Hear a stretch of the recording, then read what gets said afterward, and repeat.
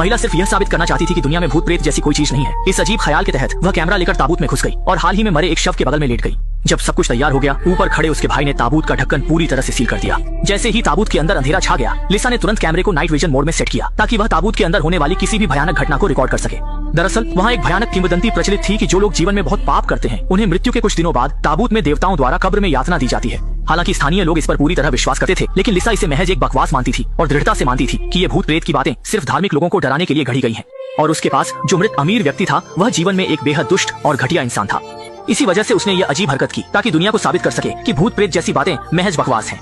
जैसे ही रात के 12 बजे लिसा के रोंगटे खड़े हो गए।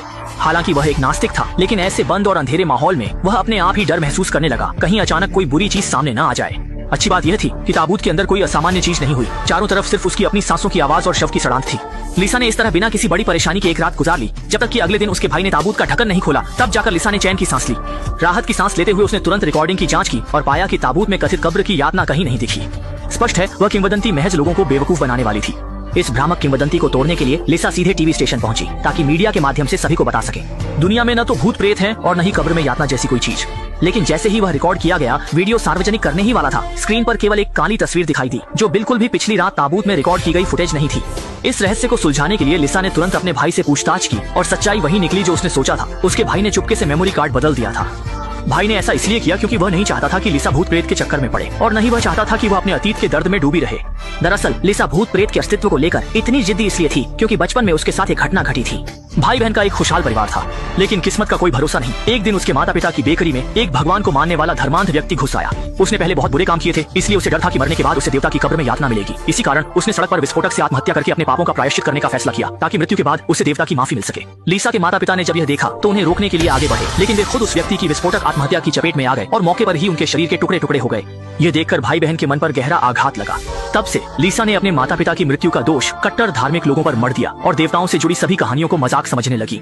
उसका मानना था कि अगर वाकई देवता होते तो बुरे लोगों को जीवित रहते ही सजा मिलनी चाहिए, मरने के बाद क्यों।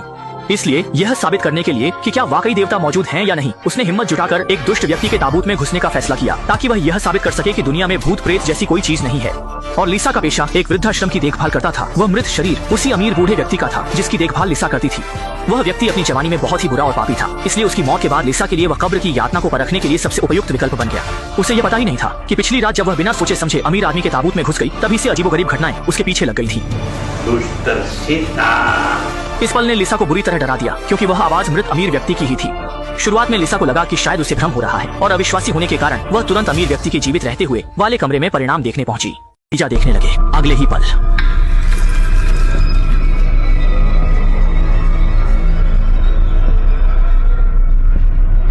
विश्वास न करते हुए उन्होंने जल्दी से अपनी आंखें मली, लेकिन वह काली छाया फिर से अजीब तरह से गायब हो गई।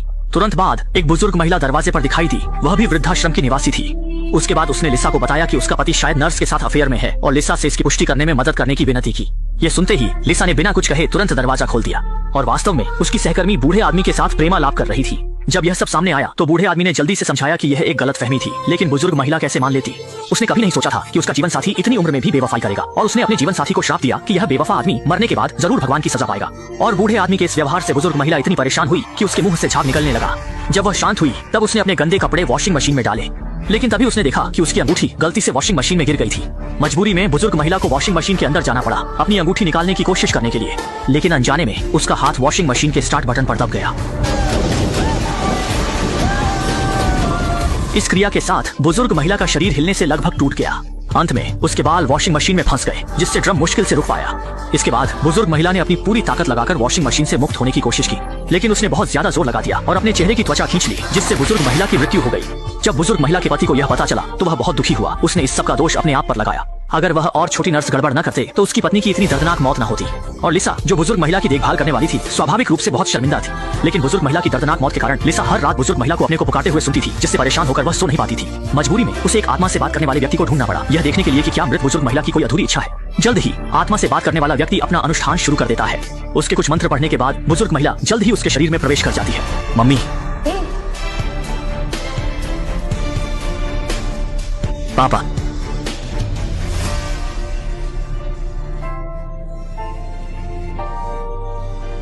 मम्मी, बेटी, तुम उनके साथ करती हो या नहीं?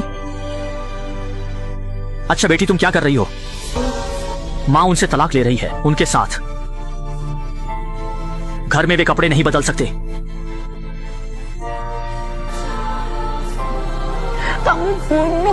सुनकर यह सुनते ही लिसा तुरंत अंदर कूद पड़ी।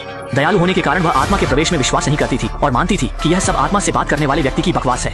बड़ी आपदा से बचने के लिए उसने जल्दी से पर्दे खोलकर इस आत्मा से बात करने के अनुष्ठान को रोक दिया। फिर भी यह त्रासदी को रोक नहीं पाया। रात को जब वह और छोटी नर्स बातें कर रही थी, तभी मर चुकी बुजुर्ग महिला का पति अचानक हमला कर बैठा और लगभग छोटी नर्स को चाकू मार ही देता। लिसा को अपनी सहकर्मी के साथ पागलों की तरह भागना पड़ा, लेकिन बूढ़ा आदमी पूरी तरह से पागल हो चुका था। उसे विश्वास था कि अगर वह नर्स को मार देगा तो उसे अपनी पत्नी और भगवान की माफी मिल जाएगी। अच्छा हुआ कि लिसा ने उसे समय पर बाहर बंद कर दिया, लेकिन जैसे ही नर्स मुड़ी, वृद्धाश्रम के एक अन्य बूढ़े आदमी ने नर्स को चाकू मारकर मार दिया। दरअसल वह बूढ़ा आदमी भी एक वफादार धार्मिक व्यक्ति था। वह नर्स द्वारा शादीशुदा पुरुष को फुसलाने को बर्दाश्त नहीं कर सका, इसलिए उसने भगवान की जगह सजा दी। और भी हैरान करने वाली बात यह थी कि उसके सहकर्मी भी मानते थे कि वह बहुत पापी है और छोटे चाकू से खुद को बार बार घायल करने लगे। इस क्षण लिसा पूरी तरह से टूट गई। उसने कभी नहीं सोचा था कि इतने लोग बिल्कुल ही बेकार हैं। ये साबित करने के लिए कि दुनिया में भूत प्रेत नहीं है, लिसा रात में बाहर आई। उसने मृत अमीर आदमी की कब्र खोदी। उसने सोचा कि अगर भगवान वाकई मौजूद है तो अमीर आदमी के शव को निश्चित रूप से सजा मिली होगी। लेकिन उसने ताबूत का ढक्कन खोला तो अंदर का दृश्य देखकर वह वहीं अवाक रह गया। अंदर लेटे अमीर आदमी का शव अचानक गायब हो गया। इस सब को समझने के लिए लिसा जल्दी से नीचे कूद गई, लेकिन अगले ही पल लगातार मिट्टी अंदर आने लगी, जैसे उसे वहीं दफनाना चाहती हो। जब चारों ओर सब शांत हो गया तो लिसा ने डर के साथ पाया कि अमीर आदमी की कब्र अजीब तरह से बड़ी हो गई थी। बचने के लिए लिसा को टॉर्च लेकर चारों ओर चू को ढूंढना पड़ा। हालांकि इसी समय गुफा से एक अजीब आवाज आई। जब वह आवाज की ओर गई तो उसने पाया कि वह मृत अमीर आदमी था। इस पर डर के मारे लिसा के हाथ पांव फूल गए, लेकिन वह चाहे कहीं भी भागी, उसे कब्र का बाहर निकलने का रास्ता नहीं मिला। अगले ही पल अमीर आदमी उसकी ओर झपटा।